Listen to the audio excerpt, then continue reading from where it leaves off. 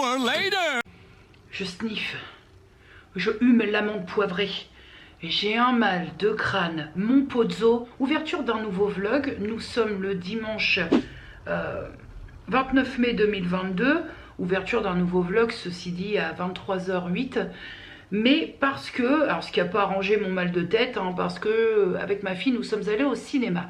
Et je voulais te faire un petit retour sur le film que nous sommes allés voir, Le secret de la cité perdue.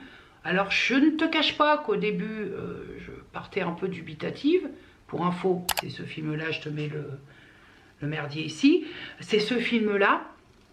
Je partais un petit peu à reculons parce que bien que je sois très très fan de Sandra Bullock, mais au niveau du synopsis, bon, j'étais pas sûre.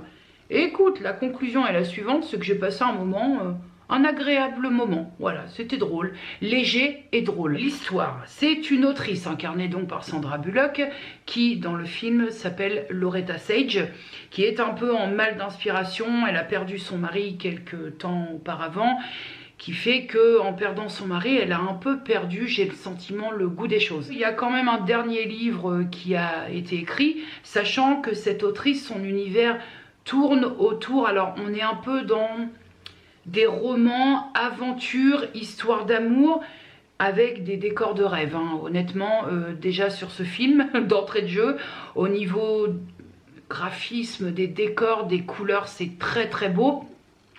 Et donc, alors que son dernier livre est sorti, qui semble ne pas marcher, ne pas fonctionner beaucoup, elle fait ce qu'on appelle une tournée promotion. Et sur la couverture de ses livres, il y a toujours le même personnage qui apparaît, donc qui est Alan, qui est un mannequin, qui pose, qui est plutôt, on va dire, qui est plutôt pas mal. On va dire que ça, plastique quand même assez avantageuse, qui s'appelle Dash dans son roman. Et donc pendant qu'ils font cette tournée promotionnelle pour essayer de faire décoller un peu les ventes du bouquin, il se trouve que l'autrice Loretta Sage est kidnappée par un farfelu qui est incarné par Harry Potter, donc Daniel Radcliffe je crois. Alors lui qui tient un rôle de... Ah, il est perché le gars. Il est perché, donc tu sens déjà que c'est le mec qui a de l'oseille, mais aussi qui a un but précis, c'est-à-dire qu'il dispose d'un morceau de parchemin qu'il n'arrive pas à décrypter. Donc il voudrait savoir ce que ça veut dire, parce qu'il est en quête donc d'une couronne qui vaut son pesant d'or, si je puis dire, qui se trouve être dans un tombeau, mais sur ce morceau de parchemin, avec ce morceau de parchemin, il est possible de savoir où se trouve ce tombeau que personne n'a trouvé, sur une île bien cachée, personne ne sait trop. Et donc il kidnappe l'autrice pour qu'elle puisse l'aider. Elle a des connaissances à ce niveau-là, des connaissances qu'elle avait en commun avec son défunt mari, pour qu'elle puisse l'aider. Alors l'aider, le terme est faible, puisqu'il lui impose, enfin il y a kidnapping, il l'attache, voilà, hein, pour qu'elle puisse décrypter et trouver ce fameux tombeau pour voler la couronne. Alors, je vais quand même dire qu'il y a intervention de Brad Pitt là-dedans. Brad Pitt, mon poteau. Brad Pitt. Pourtant, moi, je suis pas... hein. Mais alors, Brad Pitt, il est beau. Alors lui, il se bonifie. Déjà qu'il était déjà pas mal, le mec. C'est-à-dire qu'on part déjà, si tu veux, sur une base qui est pas dégueulasse. Mais alors là, le côté Brad Pitt, aventurier, cheveux longs.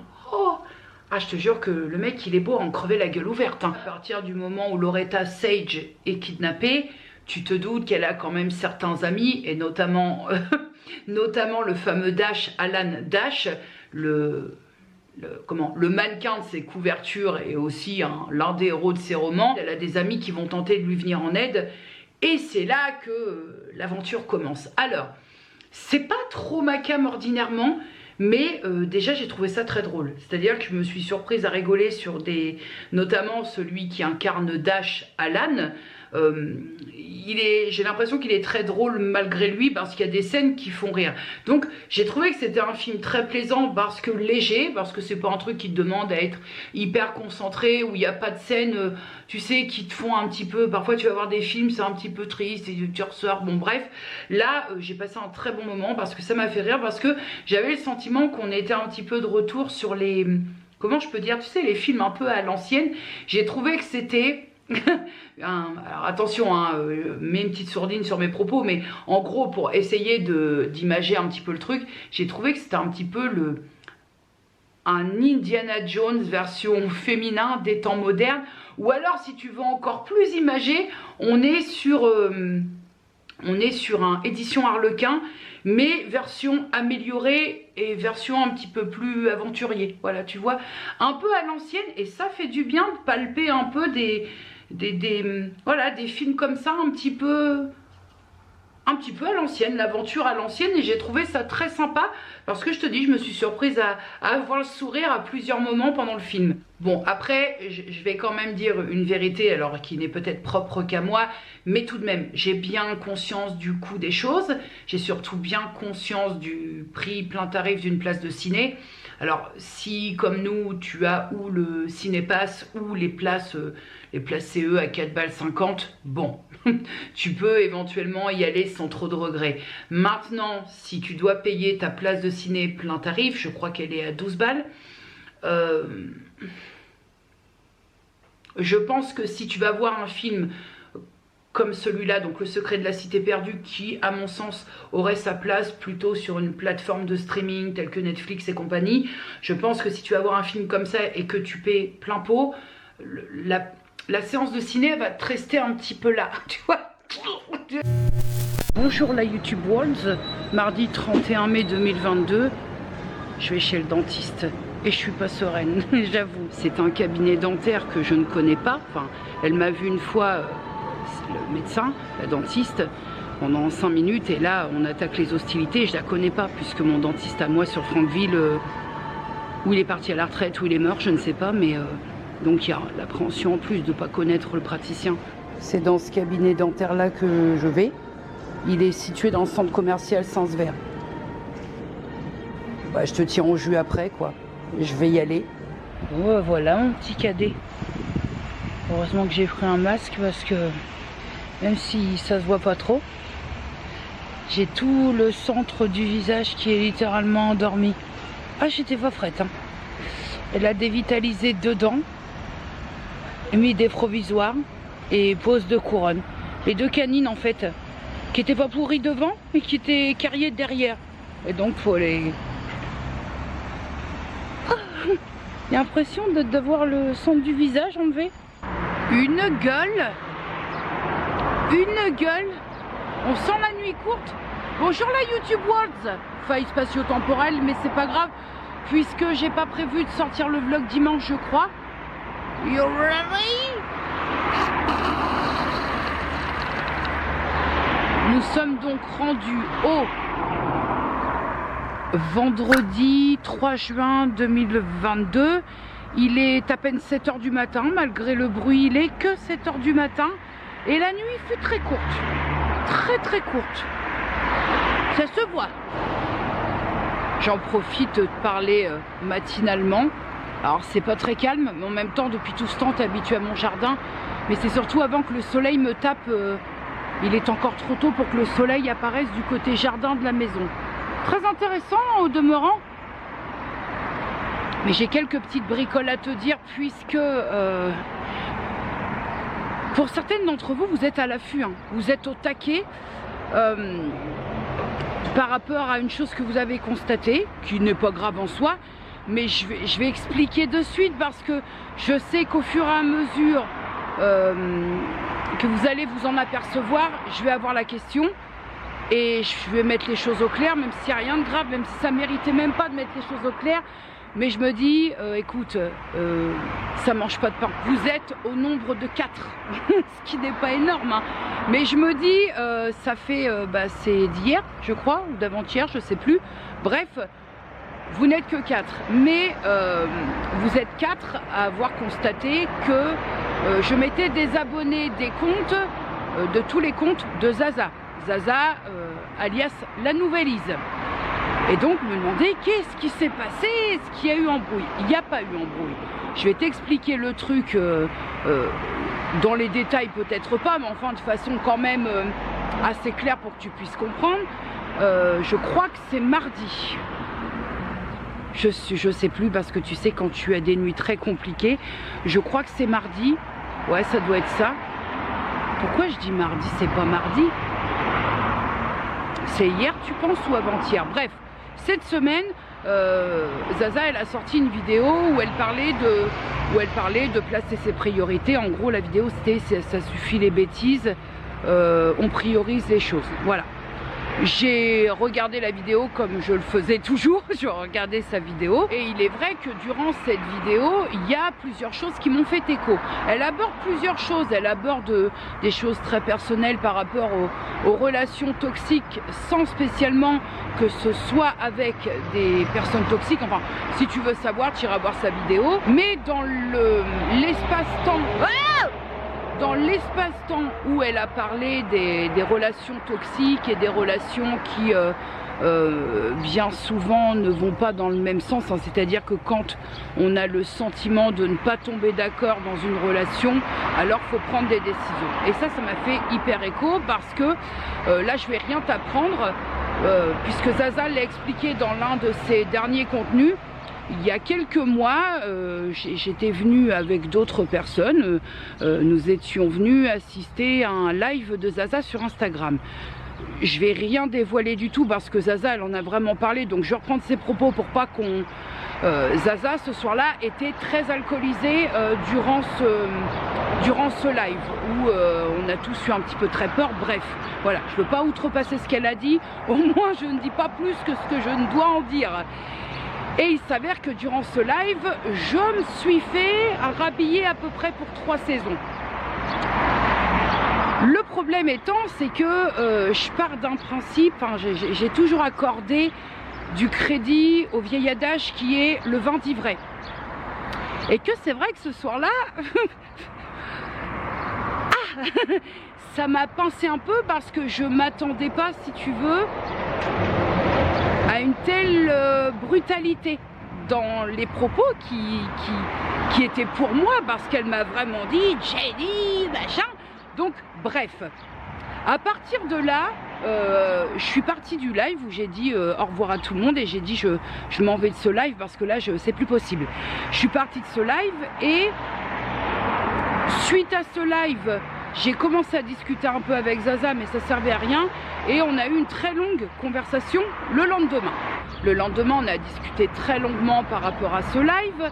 Et à 2 ou 3 reprises, Zaza a présenté ses excuses que j'ai acceptées. Mais là où ça a été très maladroit et surtout peut-être pas très honnête avec moi, déjà en priorité, et le fait que ce soit pas très honnête envers moi, par capillarité, ça ne l'a pas été pour Zaza, c'est que j'ai accepté ses excuses. Sauf que dans l'absolu et dans la vérité fondamentalement, j'ai été très blessée par ce que j'ai pris dans le cornet durant ce live. Vraiment très blessée. Et je crois vraiment que ça a cassé quelque chose. Mais dans tout ça, il y a l'affect, c'est-à-dire que Zaza, c'est une personne que j'apprécie. Il y a l'affect, j'ai été blessée, donc je me suis retrouvée avec le cul entre 2 chaises. Et c'est très compliqué à gérer comme situation. Et c'est là que tu te demandes si tu restes parce qu'il y a vraiment l'affect ou si finalement tu es un peu malhonnête et qu'il y a de l'hypocrisie. Pour ma défense, je dirais parce qu'il y avait de l'affect.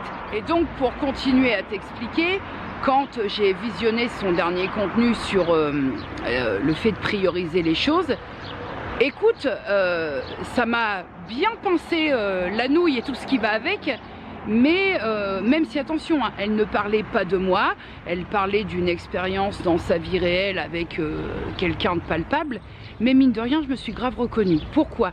Parce qu'elle parlait d'une personne avec qui elle avait mis les choses au point, et qui était resté abonné à son Instagram, qui regardait ses stories, mais par contre qui ne likait plus jamais ses posts.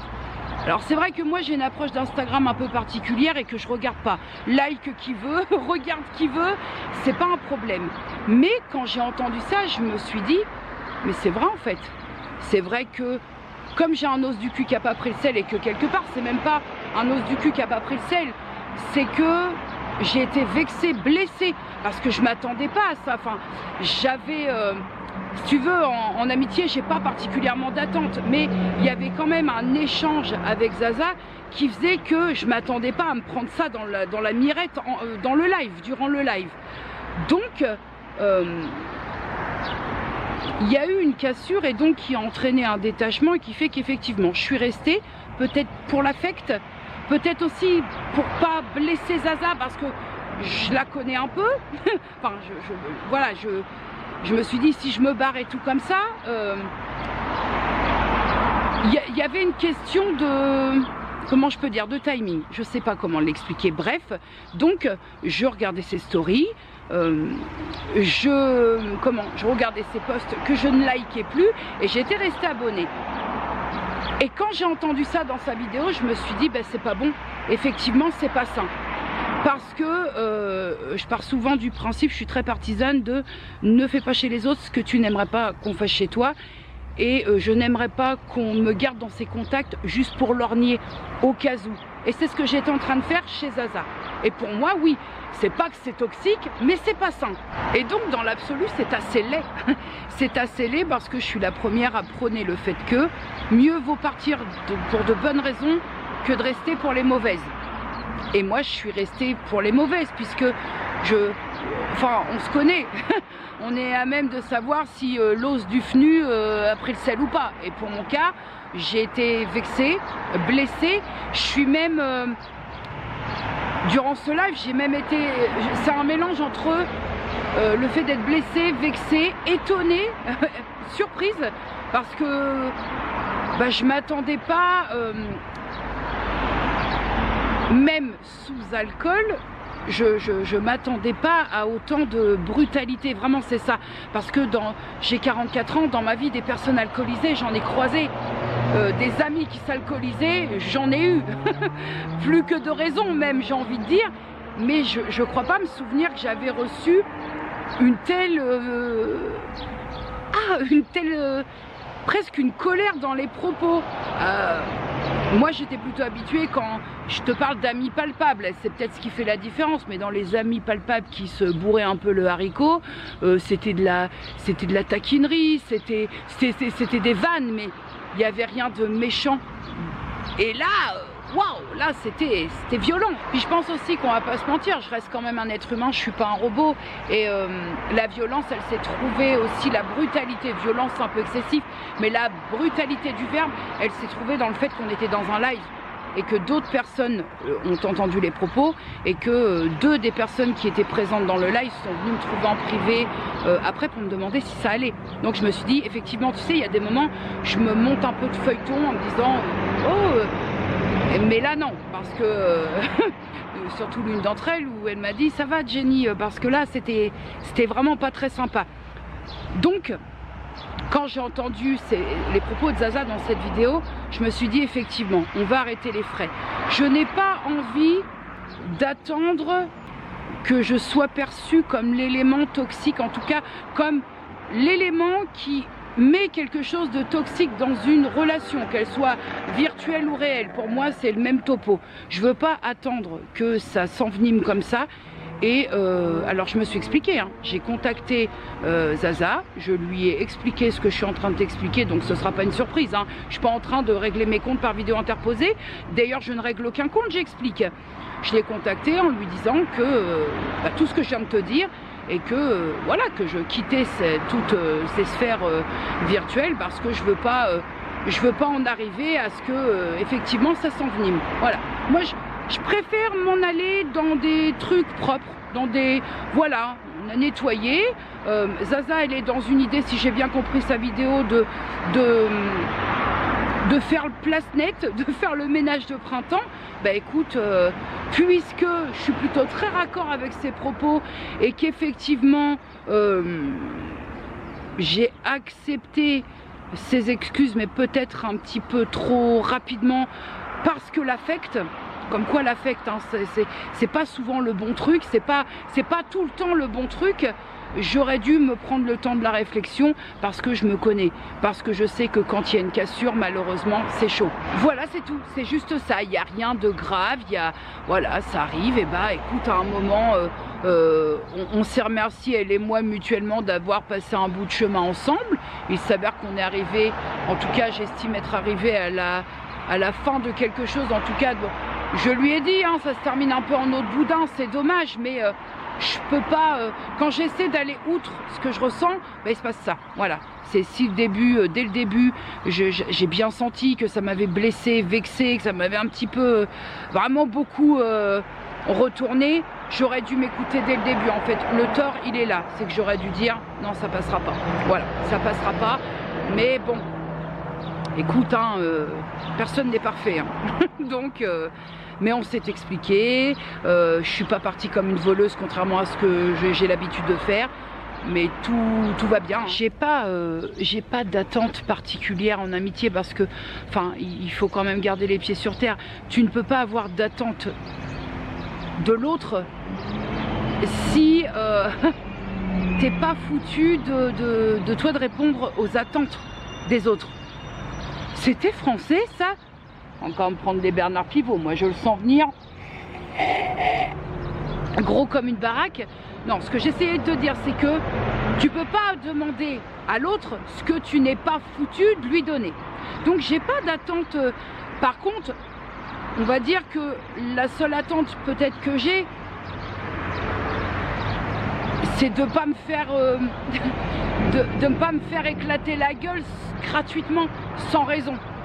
Voilà, c'est tout. Et ça vaut vraiment autant, ça vaudrait par exemple pour Eddie. Eddie que tu connais, si je me fais éclater la gueule dans mon dos gratuitement, ça se passera peut-être même pire, parce que Eddie, je le connais dans la vie, il y aura du face à face, donc ce sera encore un petit peu différent. Eddie fait partie de ma vie, donc forcément que faut quand même mettre les choses des paliers différents. Eddie, c'est quelqu'un que je connais depuis plus de 20 ans, donc forcément, s'il me chie à la gueule, ce serait vraiment, ça aurait une incidence quand même plus prononcée que quelqu'un que je ne connais que par le biais des réseaux sociaux. Enfin, la part des choses, je sais la faire. Mais il n'empêche que, malgré tout, ça grince parce que je m'y serais attendue. Mais là, c'était pas le cas. Donc voilà. Et c'est mon erreur. Elle est à partir de là en fait. Mon erreur, elle est que, affect ou pas affect, on a toujours des bonnes excuses, mais j'aurais dû réfléchir un petit peu plus. Voilà, l'erreur, elle est là. Maintenant, il n'y a pas de souci, je te le dis, on n'est pas, on ne s'éloigne pas en mauvais termes, il n'y a pas d'embrouille, il n'y a pas de chicotage, il n'y a pas on règle ses comptes. Ce que je viens de te dire là, elle l'a dit elle-même sur l'un de ses contenus il y a quelques temps, donc il n'y a aucune surprise. Maintenant, fin de l'histoire quoi. Voilà, il n'y a ni plus ni moins. Donc au moins j'aurais répondu aux 4 personnes. Donc au moins vous avez la réponse et au moins je n'aurai plus la question. Je ne sais guère si tu as vu passer, et surtout si tu suis Elodie de la chaîne Elodie Moi Tout. Hier, elle a publié une vidéo dans laquelle elle lançait un challenge lecture estivale qui s'appelle le Hello on lit tous. C'est pas facile de... Le Hello on lit tous, et donc c'est un challenge. Déjà je vais te mettre la vidéo en question dans la barre d'infos. Alors c'est un challenge qui se veut être sans pression, un challenge lecture, tu l'as bien compris, qui se veut être sans pression, hein. Tu peux faire ta pile à lire et puis si t'as pas fini fin août, c'est pas grave. C'est un challenge lecture qui a commencé début juin jusqu'au 31 août, fin août, qui comment dirais-je, qui se fera par le biais de lecture basée uniquement sur des histoires de vie, mais avec la petite particularité et dirais-je même pour moi la petite difficulté de trouver des lectures avec des histoires de vie dans des catégories définies par Elodie. Et je peux te dire que c'est pas une mince affaire, parce que quand tu as un résumé en 4e de couverture, il y a des moments où les résumés sont tellement courts que tu peux pas savoir. Donc ça a été un petit peu un tour de force de faire ma pile à lire. Ma pile à lire, étant donné que je l'ai mis sur Instagram, que j'ai carrément ouvert une story à la une avec cet hashtag, parce que j'ai eu très envie de suite, très motivée pour faire ce challenge lecture. Si tu veux voir ma pile à lire, je t'invite à aller sur Instagram et même si tu as la flemme ou parce que tu n'as pas de profil Instagram, de toute façon, je ferai toujours mes avis lecture. Et donc, je te mentionnerai si ça fait partie du challenge d'Hello ou pas du tout. On sent qu'il est tard et que ça fait combien d'heures que j'ai pas dormi là, sans déconner, c'est normal ça. J'ai donc lancé ma première lecture de ma pile à lire pour ce challenge. Et ma première lecture, et j'ai du mal à articuler, t'as vu ça? La fatigue, hein, c'est dingue ce que la fatigue ça peut faire. Hein. Quand je vous dis que quelqu'un qui ne souffre pas d'insomnie, ou bon bah là c'est un peu le mal de dents qui m'empêche de dormir, c'est incroyable ce que le manque de sommeil peut induire dans les moments où tu oublies ce que tu es en train de dire, dans l'élocution. Donc je te disais que j'ouvre le bal de ce challenge Hello, on lit tous, avec un roman de Shannon Kirk, méthode 1533. Et je pense que je vais passer un très bon moment parce que je l'ai déjà commencé. Ça, c'est ce qui est lu et ça, c'est ce qui reste à lire. Et déjà, dès le début, on balance du bois sauvage. On balance du bois qui attend son allumette. On est là, on est en place. Nous sommes le dimanche 5 juin 2022. Je vais chez ma maman. Alors, normalement, ce soir, je suis censée aller... il y a des activités sur Francville qui s'appellent la Francvillade. On a un petit problème puisque ma soeur, le moral, il est vraiment pas top. Bon, déjà, mon petit cadet, le feu d'artifice est mort parce qu'il pleut. Déjà pour commencer. Et puis, là, comment puis-je te dire, le moral des troupes...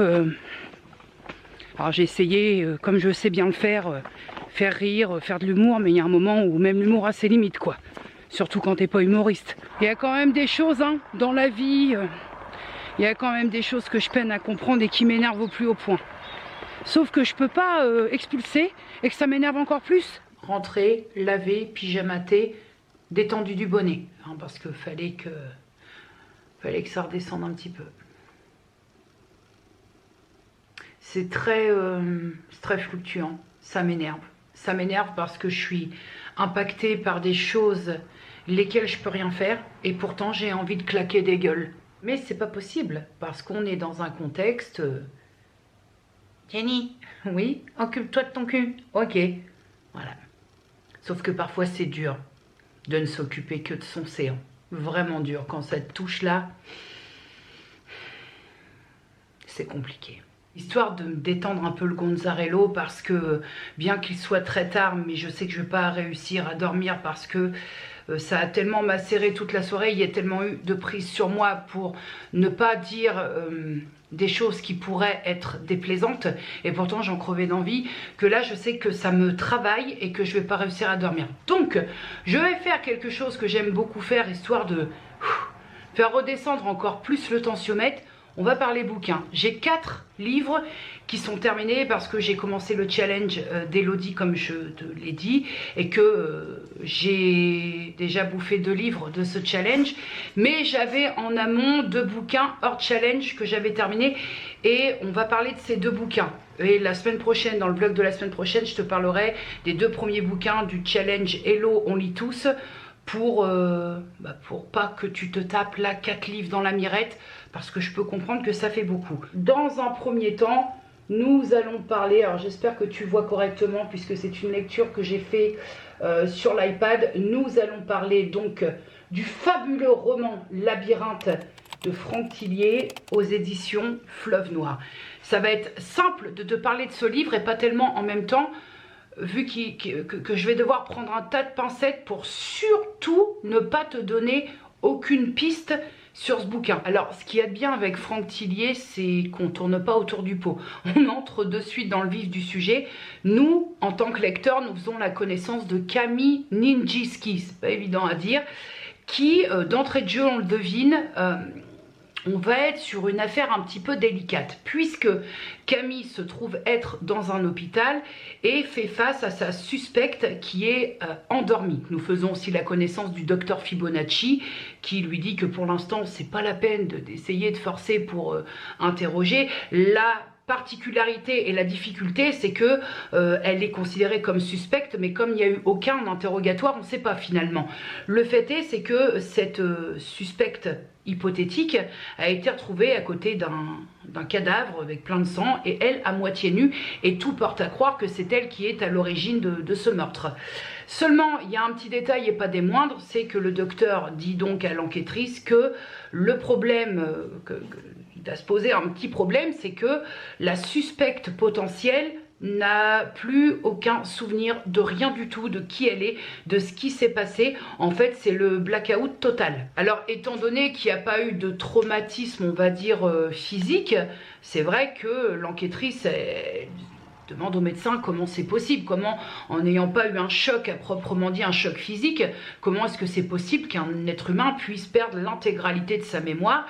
Et donc là, le docteur Fibonacci invite l'enquêtrice à s'asseoir et il lui dit: je vais vous raconter une petite histoire, mais il faut absolument que vous soyez très très très attentifs parce que c'est très tortueux. Ça va être, ce que je vais vous raconter, c'est presque incroyable, donc il va vous falloir être très attentif à mes mots, à mes propos et à cette histoire. Sachant que le docteur Fibonacci dit à Camille: je vais vous parler de 5 personnages.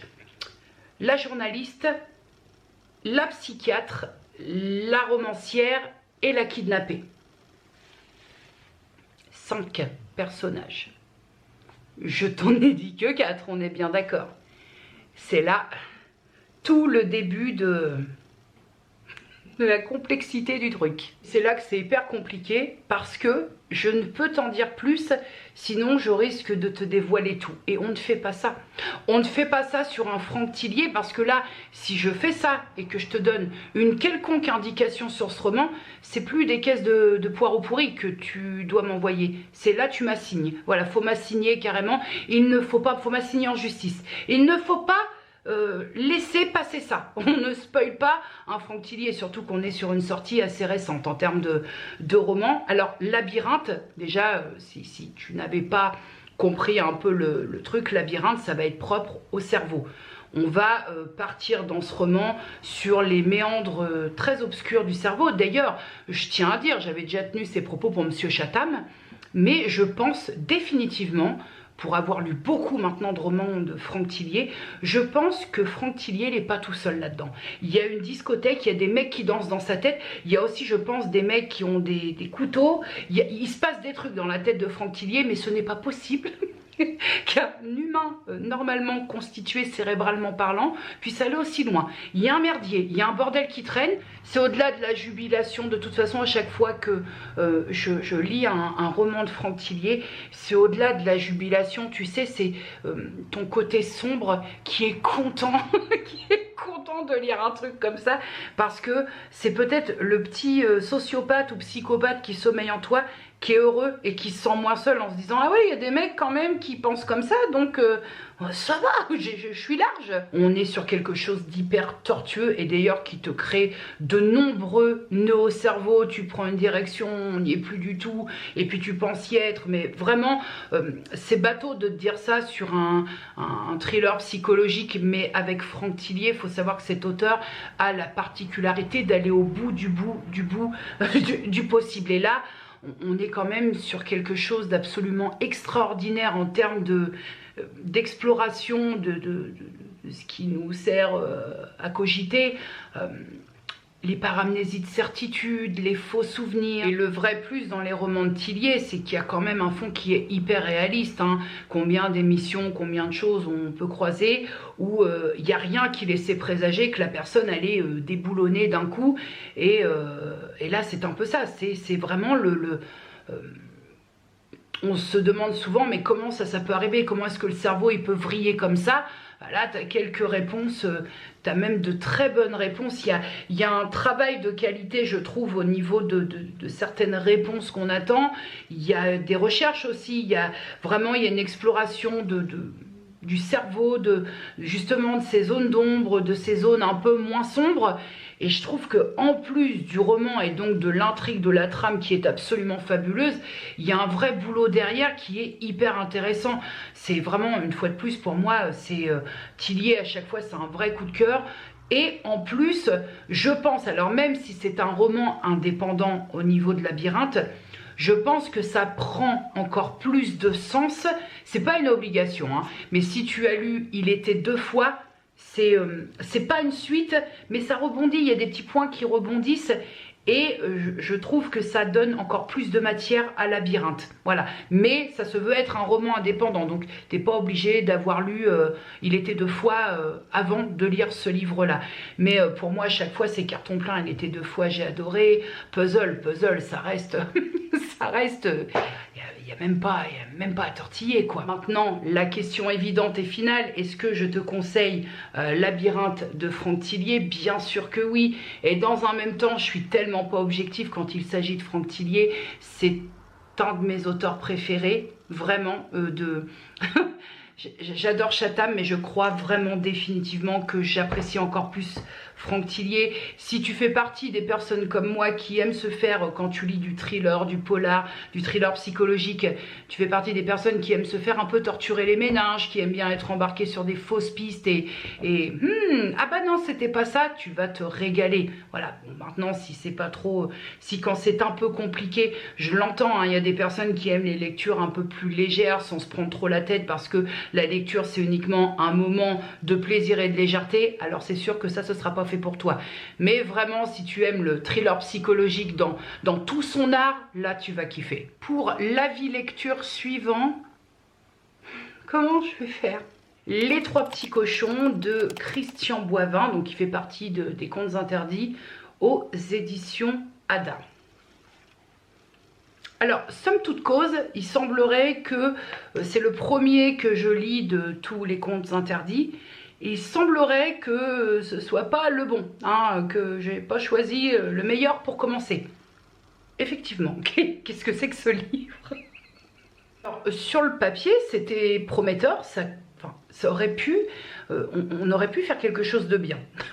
Aucune prétention dans ce que je dis, hein, c'est vraiment mon avis en tant que lectrice, après quoi je n'ai pas les compétences d'un auteur, d'un écrivain ou quoi au caisse, mais là c'était vraiment très bizarre comme moment de lecture, puisque nous faisons la connaissance de Peter Wolf, je pense, qui est, on va aller direct dans le truc, qui est nettoyeur. Alors qu'est-ce que j'entends par nettoyeur? Point de balai vapeur ou de monsieur propre, le mec il est tueur à gages, voilà.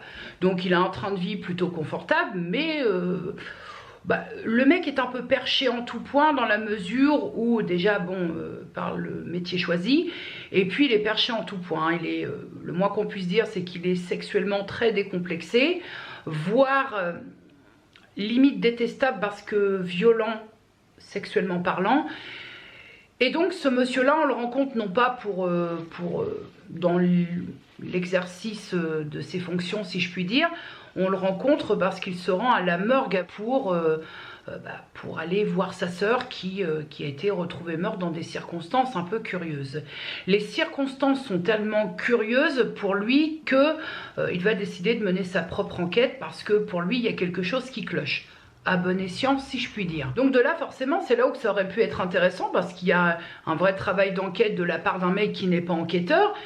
Mais comme le mec, il n'a pas de limite et que quand même, il a la certitude que c'est vraiment, plus il avance dans son enquête et plus c'est louche, et donc plus ça va loin dans ses recherches, et au fur et à mesure, il découvre des trucs un petit peu, on va être sur un fond de, comment je peux dire ça, de trafic de viande, de suspicion que la viande fournie n'est pas forcément... Enfin, il y a toute une chaîne de trafic de viande humaine. Voilà, on va de suite être dans la courtoisie et la jovialité. Il y a aussi voilà, on approche... comment on appelle ça ? L'univers du BDSM, on entre un petit peu dans, voilà, sadomasochisme. On est content de savoir qu'on va se faire démonétiser le vlog avec ces mots-là. On est content de l'apprendre. C'était plutôt très prometteur. On aurait pu être dans un univers qui est très proche de ce que j'aime, dans un registre que j'affectionne, sauf que là, pas du tout. Mon premier problème avec ce roman, c'est le style d'écriture, où... sur un livre qui, selon moi, hein, je ne méritais pas que j'ai à fournir un effort de concentration, le mot qui correspond le mieux, c'est que j'ai trouvé la lecture de ce bouquin chiante à crever. C'est plus clair au moins. Puis bon, quitte à y aller gaiement dans la démonétisation, on va y aller gaiement. On aborde quand même des sujets qui sont tout de même gore. Hein. Là, le mot il est placé. On va dans le cannibalisme. Hein, des réunions un petit peu spéciales de personnes qui veulent des soirées un peu spéciales. On est aussi dans la nécrophilie, s'il te plaît. ce livre est abject à lire. En fait, c'est dérangeant, c'est même pas... J'en ai lu des romans qui étaient dérangeants, qui étaient plutôt dans le gore. Je veux dire, par exemple, je vais rebondir encore une fois sur Maxime Chatham, mais si on parle de la trilogie du mal, en termes de gore et de... on est pas mal, hein. Mais là, c'est mal amené, c'est mal foutu, c'est...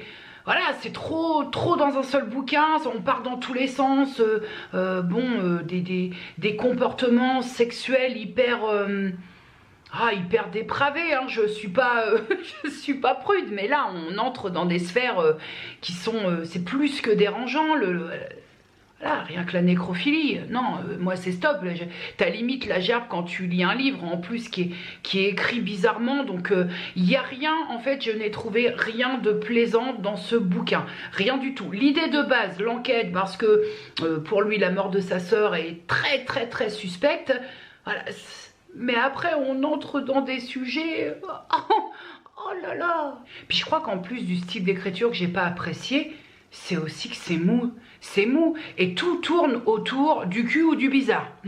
Donc si tu es adepte du cul, mais quand je te parle du cul, c'est du cul dans l'extrême, hein, voilà, comment on appelle ça?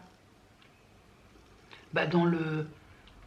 Je sais pas si dans la dépravation, ça correspond, voilà, du cul pas plaisant, du cul qui fait pas plaisir, du cul qui chante faux, tu vois. On est sur du cul qui pique, mais pas de la bonne manière. Tu peux avoir des romans où il y a des scènes un peu torrides, mais qui sont sensuelles, qui sont plaisantes, même dans la littérature érotique. Hein. On peut avoir de très belles scènes. Là, on n'est pas, attention, on n'est pas sur la pique qui chante, on est dans le cul qui pique. C'est pas le même délire. Oh, putain. Je crois qu'il faut que j'aille dormir. Hein. Alors comme on dit, je vais laisser sa chance au produit parce que je crois qu'il y a 27 livres dans les contes interdits. Je vais essayer d'en lire un ou deux autres. Bon là je suis dans le challenge Zelo, donc les contes interdits ne font pas partie de ma pile à lire pour les semaines à venir.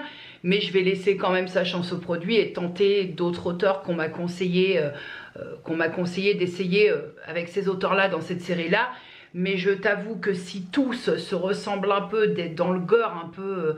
en même temps, gore, ça veut dire ce que ça veut dire. Gore, c'est dégueulasse, ça gêne, ça dérange, ça bouscule le fond de culotte. Mais là, pour moi, c'est trop. Voilà, sans dire « Oh, je suis estomaqué ». Non, du cul, voilà. Mais après, tout tourne autour de ça. Toutes les 5 lignes du cul. R du cul, et du cul qui pique, et du cul qui suinte. Non, c'est bon, calme-toi.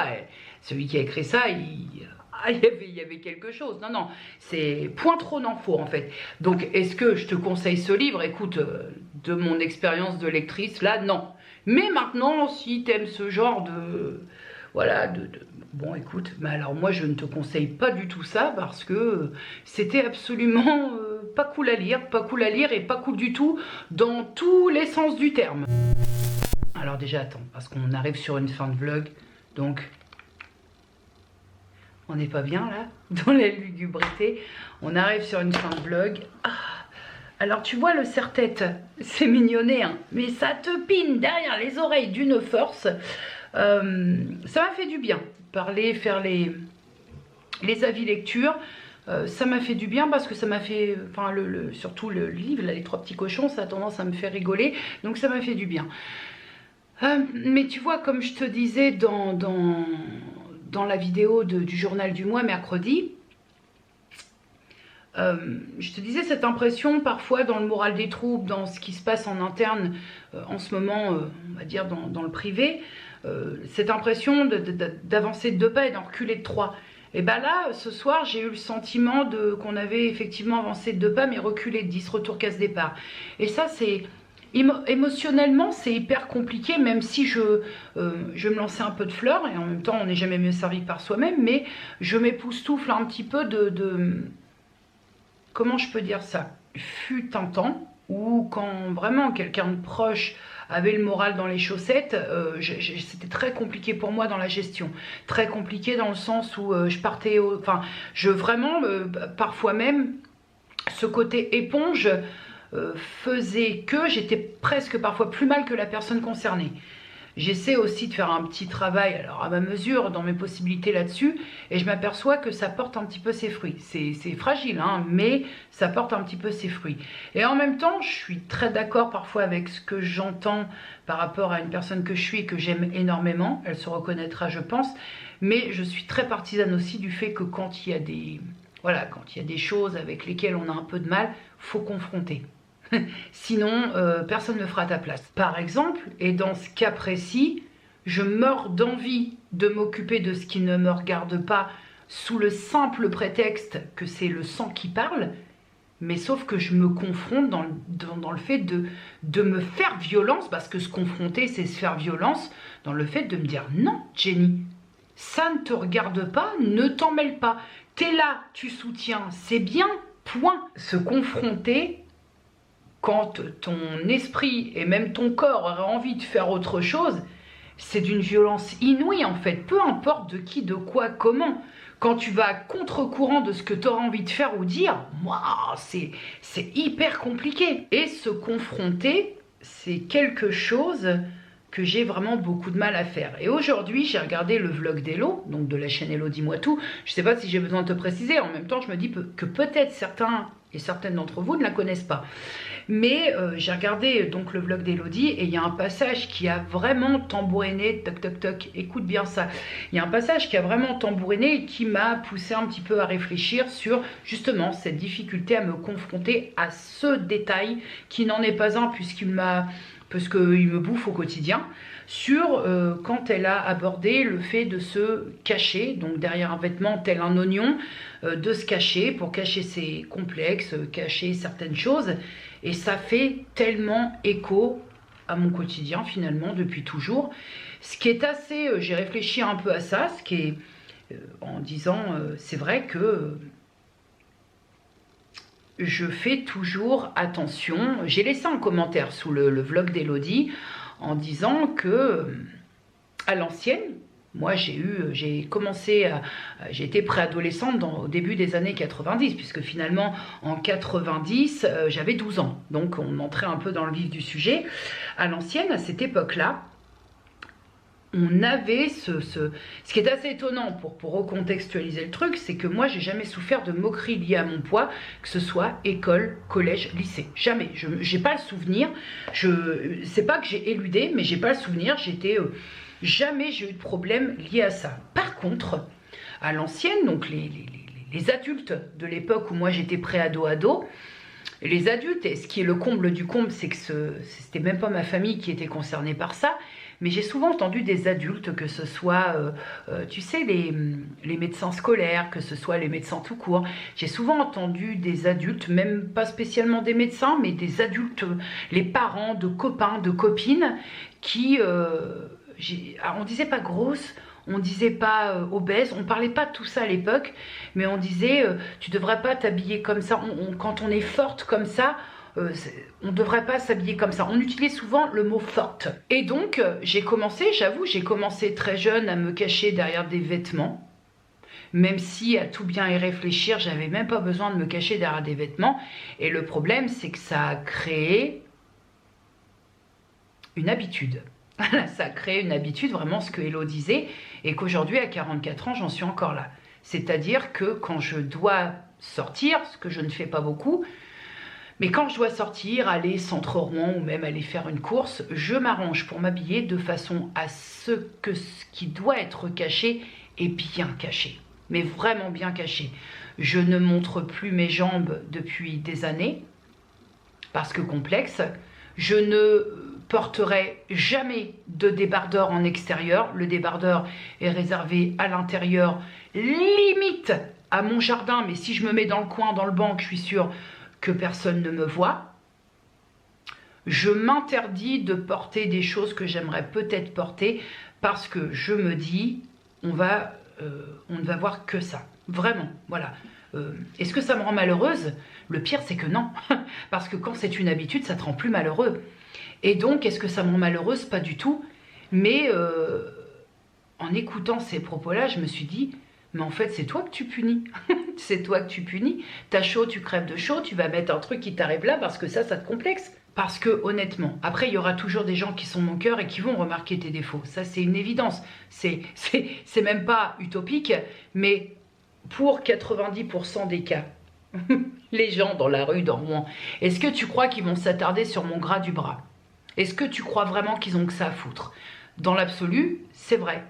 Mais il n'en reste pas moins que, imaginez mettre un débardeur, même pas spécialement à fil de bretelle, ne serait-ce qu'un débardeur, et descendre, prendre le bus, et aller me pavaner dans Rouen, mais c'est non.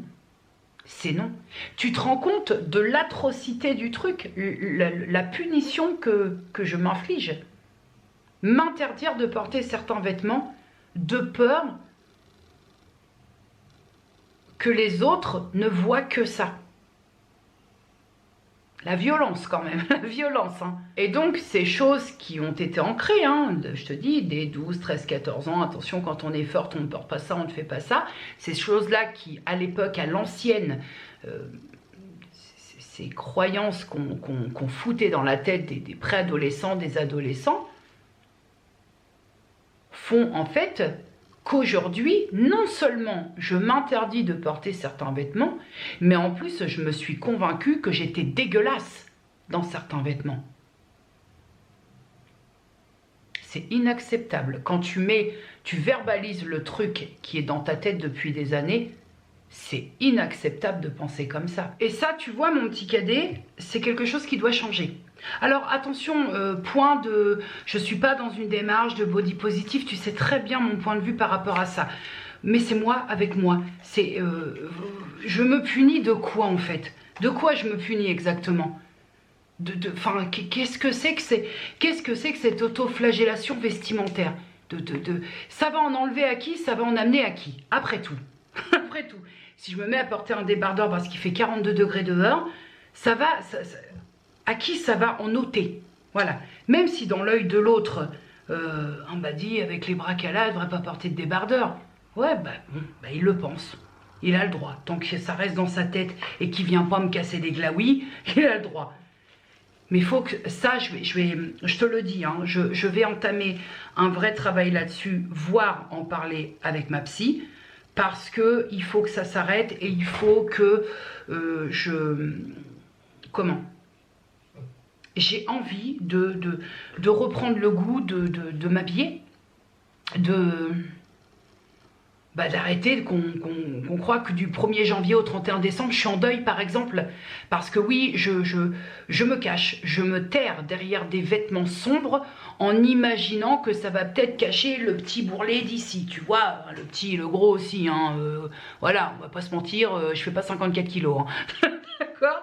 Donc, voilà, je me terre, je suis Nosferatu, je suis Dracula, voilà. C'est une vie ça ou c'est pas une vie? Eh oh, on n'en a qu'une, hein. Je te dis pas qu'on n'enlève pas 30 ans de choses comme ça qui se sont installées du jour au lendemain. Mais j'ai envie de travailler là-dessus. Voilà, c'est déjà une bonne initiative. C'est déjà une bonne pensée, c'est quelque chose de positif. J'ai envie de travailler là-dessus et de me faire violence justement, parce que ça va passer par là. De me faire violence, de m'habiller, de mettre une robe, de mettre des pompes ouvertes. Parce que même la pompe ouverte, j'ai du mal. Pourquoi? Quel est le problème du pied? Alors je sais qu'il y en a qui n'aiment pas trop les pieds, mais l'été, chaussettes, chaussures fermées. Pourquoi tant de haine? Pourquoi tant de haine que je m'octroie la savate que quand je suis chez moi? Est-ce que vous vous rendez compte? Quand on voit les températures qu'on peut avoir, les chaussures fermées, avec la chaussette et tout. Mes pieds n'ont aucun problème, hein. J'ai pas les pieds de Belzébuth ou quoi aux caisses. Ça va jusque-là. C'est pas bon ça. Dans l'absolu, c'est pas bon. j'ai une anecdote à ce propos. Je devais avoir, je pense, 12-13 ans et j'avais un ensemble. Alors, tu sais, à l'époque, il y avait les ensembles, on a tous connu, hein, ceux qui sont de ma génération, début 90, il y avait les marchés. Tu sais, les marchés à l'époque, c'était classe, il y avait de la fringue et tout. Et il y avait des ensembles. Et à l'époque, c'était un ensemble, alors jupe qui devait arriver un tout petit peu, oh, je te dirais, au-dessus du genou, voire mi-genou. C'était une espèce d'ensemble en matière t-shirt. C'était à pois fluo. Il y avait du noir et il y avait des pois rose fluo, jaune fluo. C'était très tendance au début des années 90. C'était noir, je me rappelle, le mien était noir avec des pois rose fluo dans le haut. Il y avait une moitié noire et une moitié avec des pois. Pareil pour la jupe. Et j'étais tellement contente d'avoir cet ensemble parce que c'était tendance. Et que je crois me souvenir qu'une personne, je ne saurais pas la situer, dire qui elle était, tout ce que je sais, c'est que c'était pas de ma famille, qui a dit quand on est forte, voilà cette phrase-là, quand on est forte, on ne devrait pas laisser ces gamins s'habiller comme ça. Et en fait, je crois qu'à ce moment-là, j'ai compris que s'habiller de telle façon quand on a un peu de poids en plus par rapport aux copines, parce que j'étais pas grosse, mais j'avais plus de poids que les copines, ça pouvait hypothétiquement représenter une insulte pour les adultes. Et je crois que c'est à partir de là où j'ai commencé à muter. Alors c'était tendance aussi, mais j'ai eu cette période où j'étais... tout le monde pensait que j'étais gothique parce que je ne portais que du noir. Mais je pense que c'est la période où j'ai compris que les couleurs, le fluo, le patati, le patata, ça pouvait représenter une insulte aux yeux de certains adultes. Est-ce que tu te rends compte aussi de ça ? Que tu puisses penser quand tu as 12-13 ans que hypothétiquement tu peux être une insulte pour certaines personnes, que quelqu'un, qu'un être humain soit une insulte pour quelqu'un d'autre. C'est un truc de fou. En le verbalisant, c'est un truc de fou. Vraiment. Ça me fait beaucoup de peine de penser qu'il y a des adultes qui ont... Comment je dirais ? Qui ont mis la graine dans ma tête et qui... Et cette graine a fait qu'aujourd'hui, c'est normal. Qu'aujourd'hui, j'ai fait de ça une normalité. Me cacher tel un bon oignon derrière des vêtements qui camouflent, c'est la solution. Eh ben, dis donc. C'est triste, hein. Dans l'absolu, c'est triste. J'espère que ces personnes-là qui ont été comme ça sans se rendre compte du mal, parce qu'il n'y a pas que moi qui a dû entendre ça, j'espère que ces personnes-là ont eu le retour de karma quand même. Ce serait mérité. Hein. Bref, je pourrais parler des heures de ça parce qu'effectivement, il y a certaines choses qu'il faut remonter d'autres choses et que tu prends conscience et que tu te dis ça peut plus durer. Et sans être dans une, je te dis, le body positive et tout ça, c'est très loin de moi et je sais que je pourrais jamais être dans une démarche de body positive. Mais au moins, la démarche dans laquelle je peux me mettre, c'est d'arrêter de me punir pour quelque chose qui ne mérite pas de punition, quoi. C'est arrêter de m'empêcher de vivre, finalement. Parce que je suis pas contagieuse, hein. Mon bourrelet va pas sauter sur le ventre de quelqu'un d'autre. Mon gras du bras va pas s'installer sur le bras de quelqu'un d'autre. Si quelqu'un a du gras de bras, c'est pas de ma faute. Voilà. Et ça, c'est une vraie démarche que j'ai envie d'entamer personnellement. Voilà. C'est tout. C'était pour rien du tout, même si j'ai dit beaucoup de choses. Hein. Mais c'est très compliqué. Ça va pas se faire comme ça. C'est pas possible. Hein. Voilà mon petit cadet. Je vais y aller parce qu'1h55, c'est indécent. Prenez soin de vous, prenez soin des gens que vous aimez. Dites-leur que vous les aimez.